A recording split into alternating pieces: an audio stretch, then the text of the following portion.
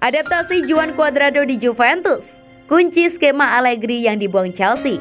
Udinese tertinggal 1 gol melalui sepakan jarak dekat Paulo Dybala dari jarak dekat di awal laga, menekan tim tamu untuk bisa menyamakan kedudukan, tetapi jebakan dibuat oleh Juventus. Allegri adalah master dalam serangan balik. Secara tiba-tiba Juan Cuadrado dalam posisi sendirian di sisi kiri pertahanan Udinese. Dengan cermat ia melepaskan bola ke tiang jauh dan mengadakan keunggulan Juventus menjadi 2-0. Menariknya, Cuadrado adalah fullback yang kerap menepati posisinya ada di kotak penalti lawan. Pertandingan memang selesai dengan skor 2-2, tetapi Cuadrado nyaris tidak mendapatkan kritik karena permainan konsistennya. Pengorbanan besar sejatinya dilakukan oleh Juan Cuadrado. Posisi winger ia perkuat sejak di Udinese dan Fiorentina. Perubahan skema karena cara bermain di Juventus membuatnya menjadi pemain yang lebih bertahan. Pengorbanan memang lekat dengan Cuadrado.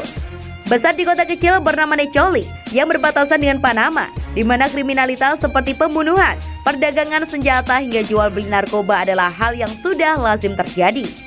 Ia kehilangan sang ayah dalam baku tembakan antar dua gangster. Untuk itu setiap gol dari Cuadrado selalu dirayakan dengan mengangkat telunjuk ke atas untuk sang ayah.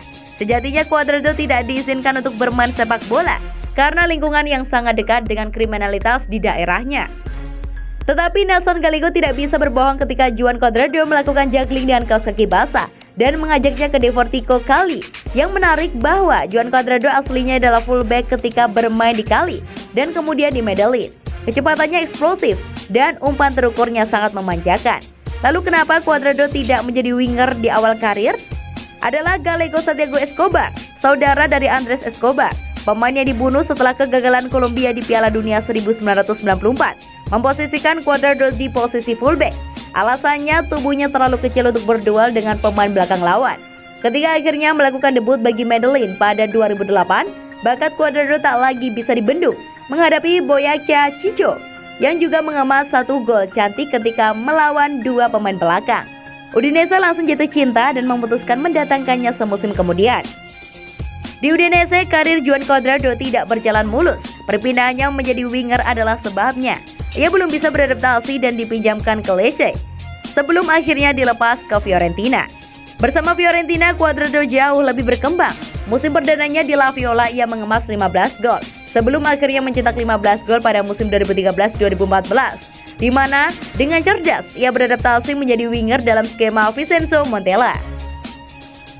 Di Piala Dunia 2014, bakatnya kembali bersinar. Ia menjadi komponen penting bagi tim asuhan Jose Pekerman bersama dengan Falcao dan juga James Rodriguez di lini serang. Penampilannya membuat Chelsea kepincut untuk mendatangkannya di bursa transfer musim panas 2015. Tetapi situasi tidak menguntungkan bagi pemain kelahiran 1988 ini. Didatangkan dengan mahar 23 juta pound sterling, Cuadrado gagal bersinar di Chelsea.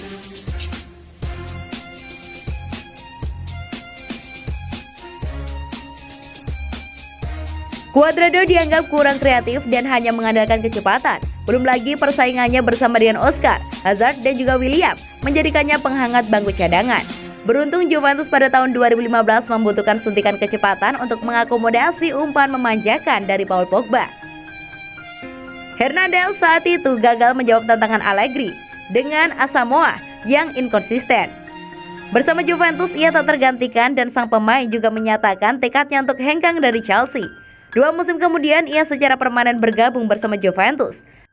Perubahan kembali terjadi ketika Allegri pada musim 2018 mengembalikan posisi Cuadrado sebagai fullback.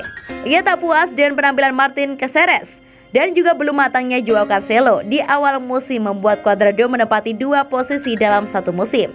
Tetapi semuanya lunas. Cuadrado tampil apik di posisi fullback dan menjadi puzzle tak tergantikan dari era Allegri, Pirlo dan Sarri. Kini di era baru Sarri bersama Juventus ada peluang untuk Cuadrado kembali bersinar. Usianya memang tidak lagi muda, 33 tahun, tetapi kecepatannya masih sangat dibutuhkan Juventus. Pengorbanan dan perjalanan Cuadrado tentu terbayar lunas dengan kepercayaan yang didapatkannya di Juventus. Dan tentu saja Allegri masih akan mengandalkannya untuk meraih Scudetto musim ini.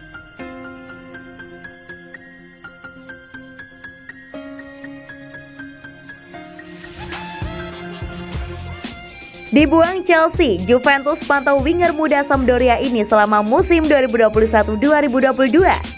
Klub Serie A Juventus dilaporkan tengah menyiapkan manuver sepanjang musim 2021-2022 ini. Si nyonya tua tengah mengamati dengan serius sosok Mikael Damsgaard. Juventus bisa dikatakan cukup pasif di bursa transfer kali ini. Mereka hanya mendatangkan Manuel Locatelli, Moise Kean, dan Caio Jorge ke Turin. Sementara Juventus diketahui tengah membutuhkan sejumlah pemain baru untuk mendongkrak performa tim mereka. Karena sejauh ini performa Juventus masih jauh dari kata optimal. Calcio Mercato mengklaim bahwa Juventus saat ini tengah mengamati salah satu pemain Sampdoria. Ia adalah Mikael Damsgaard. Menurut laporan tersebut, Juventus mulai menaruh perhatian pada Damsgaard. Sesuai Euro 2020 kemarin, sang winger tampil dengan sangat baik bersama timnas Denmark. Ia punya kecepatan yang sangat bagus dan kemampuan di atas rata-rata.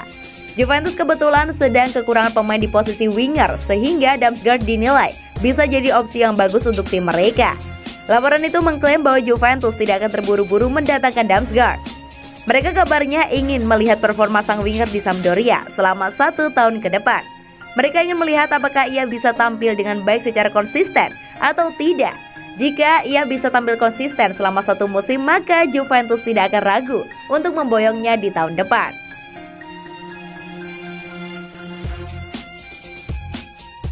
Juventus bukan satu-satunya klub yang meminati jasa Damsgaard. Sejumlah klub IPL dilaporkan juga tertarik memboyong winger 21 tahun tersebut di tahun 2022 nanti.